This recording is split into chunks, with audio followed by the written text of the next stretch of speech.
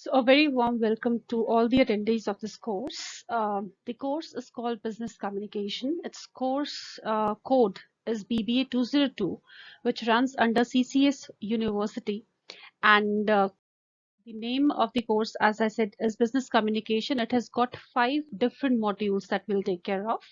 So, in the first unit, we'll talk about the concepts of meaning and objective of business communication, forms of communication, communication model and process, and principles of effective communication. Unit 2 would comprise of corporate communication. Having said this, it would take care of the formal and informal communication, network grapevine, barriers in communication, group discussion, mock interviews, seminars, individual and group presentations. Unit 3 would comprise of essential of effective business letters, writing important business letters including correspondence with bank and insurance companies. Unit 4 would comprise of oral and non-verbal communication, which would take care of principles of oral presentations, factors affecting presentation, effective presentation skills, including surveys, body language, paralanguage, effective listening, interviewing skills, writing a resume, and letter of application. The fifth unit would take care of modern forms of communication, international communication, cultural sensitive approach, cultural context, writing and presenting in international situations, importance of business language, vocabulary, words that are often confused, words that are often misspelled, and common errors in English language. We'll start with Unit 1 today, and we'll start with a very interesting concept of the habits of a person whom we called as a highly effective person. Now, first of all, let me talk about why this course is relevant and important for you all as a part of this undergraduate program. Communication is the essence of workplace. The right communication can go a long way in enhancing the functioning of that organization, whereas incorrect communication or unclear communication can be a very, very damaging activity. So, in years to come, so for example, if I assume that you would be entering into the corporate world right after the completion of this course, that's the one thing. Second, many of you would be going forward for doing, your master's in business administration. Then also, or even if you want to start your own business, you want to be an entrepreneur, you want to get into research, in any field if you choose, communication is the essence. And when I talk about business communication, this fact is going to play a very vital role in your coming future and in your professional life. So we'll start with unit 1 and we'll start with lecture number 1. First of all, before starting with the topic, I'll talk about the 7 habits of highly effective people. Okay. There's a very famous book by Stephen Covey, and the title of the book is 7 Habits of Highly Effective People. And he has, in a very detailed manner, talked about the 7 habits. The first one is that one should be proactive. The second one is that one should begin with the end in the mind. Third is that we need to put first things first. Fourth is that we need to think win-win. Fifth habit is that we should seek first to understand, then to be understood. Sixth is that we need to synergize, and synergy means 2 plus 2 is equal to 5, and it is not equal to 4. Now, let me tell you that my maths is not that bad, but yes, synergy means that the collaborative efforts are way more than the individual efforts, and we will talk about it in detail in the subsequent session. And last but not the least is sharpening the saw. So let's talk about these 7 habits in detail. The first is being proactive, which means that we need to take the responsibility for our reaction to our experiences. Take the initiative to respond positively and improve the situation. Recognize your circle of influence and your circle of concern. Focus your responses and initiates on the center of your influence and constantly work to expand it. You should not sit in a reactive mode कि जब ऐसा होगा तब मैं कुछ काम करूंगा. No, this should not be the way. You need to be proactive. A very simple example of being proactive is that, for example, if your date of assignment is due, let's say on Saturday, and if I'm sitting on Monday right now, there are 2 types of people. One who work in an organized manner, who complete one question per day. Now, that's being too idealistic for all of us. But yes, there are people like that. And there is another category of people who complete their entire assignment by waking up for the entire night on Friday. Now, the first category is called a proactive person, the one who plans his decisions well in advance, the one who plans his actions well in advance. And the first habit of being effective, the first habit of being effective in your work life, in your personal life, is being proactive. Anticipate what is going to happen and then take actions accordingly. Don't be in a reactive mode, but be in a proactive mode. Okay. Second is begin with the end in mind. Now, you need to think about what you want to happen in your future. For example, right now, if you want to foresee your future as a very successful businessman, start imagining about that, start dreaming about that. Understand how people make decisions in their life. Read stories of various famous entrepreneurs like Elon Musk, or let's say Steve Jobs, or many more, right? To be effective, you need to act based on principles and constantly review your mission statements, right? And so you need to figure out that are you capable of doing that right now, or you want to be capable of doing that in near future, right? So that is how you need to program yourself well in advance, right? Third habit is put first things first, or in other words, you need to prioritize, right? Now, if I create a matrix, and on the x-axis, if I put urgent task and not urgent task, and on the y-axis, if I put important and non-important task, you'll definitely get four quadrants. The first quadrant will take care of the urgent and important tasks. The second quadrant will take care of not urgent but important tasks. The third quadrant will take care of urgent but not important tasks. And the fourth quadrant would take care of not urgent and not very important tasks. Now, how to go about these kind of, prioritization thing?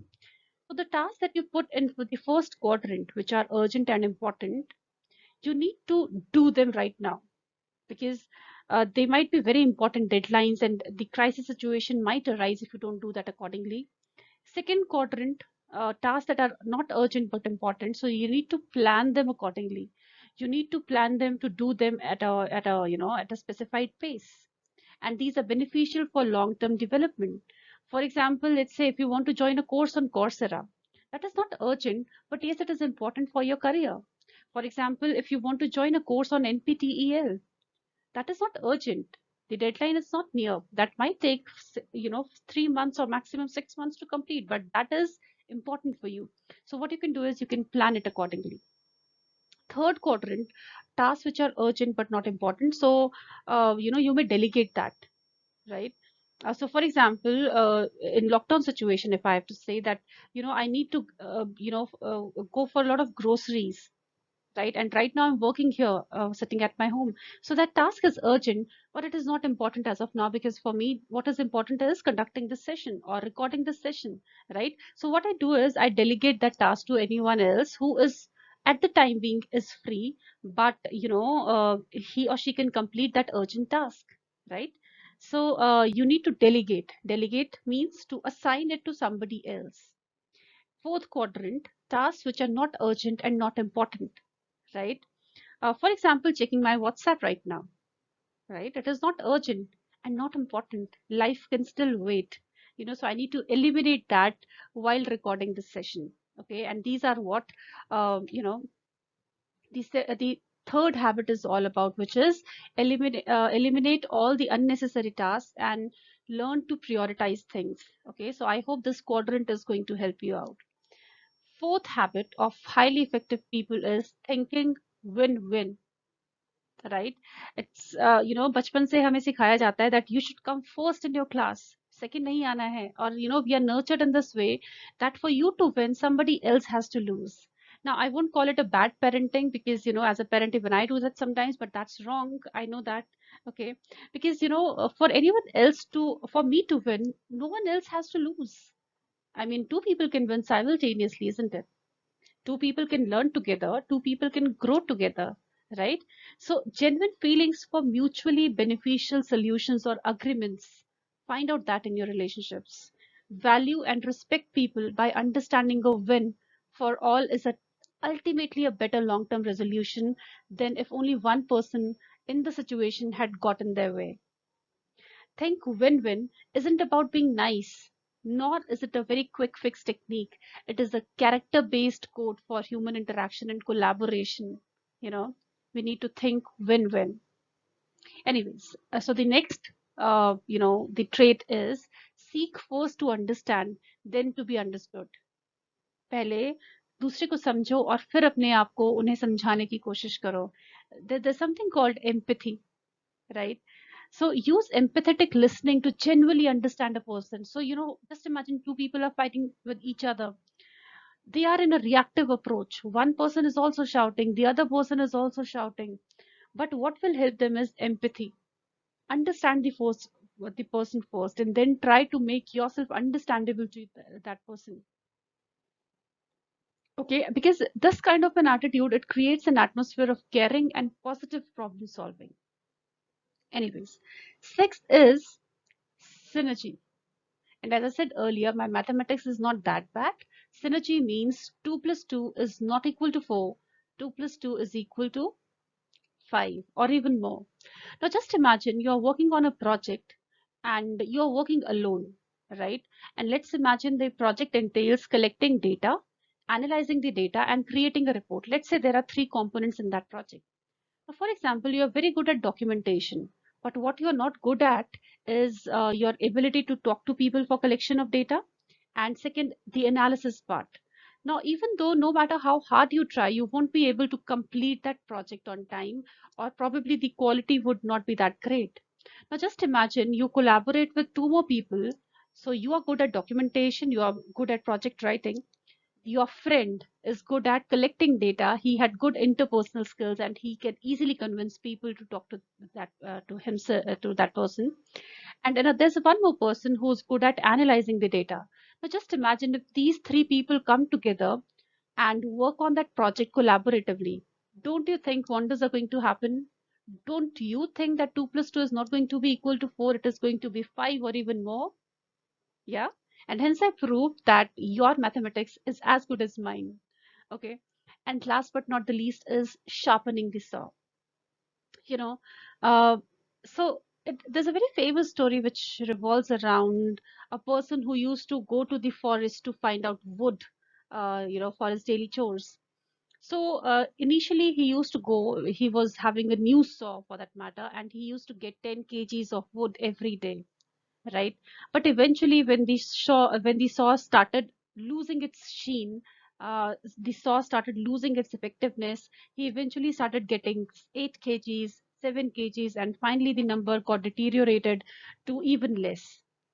What is the takeaway?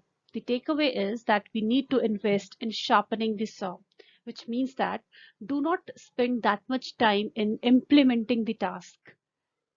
Invest much of a time in planning out the task. So if you go step by step, probably the overall impact is going to be much larger. And these are nothing but the 7 habits of highly effective people. So before I start this session, I want you all to understand these 7 habits, and I want you all to take care of these 7 habits so that one day the business world becomes a cakewalk for you. Okay, so the first is being proactive. Second is beginning with the end in the mind. Third is putting first things first. Fourth is thinking win win. Fifth is seek first to understand, then to be understood. Sixth is synergize, and synergy means you know it better now. And seventh is sharpening the saw. So, in the next session, which is going to be the second lecture of unit number 1, I'll talk about the concepts like understanding communication. We'll talk about what communication is. We'll talk about classifications of forms of communication. And then we'll talk about objectives of communication, followed by the purpose of communication.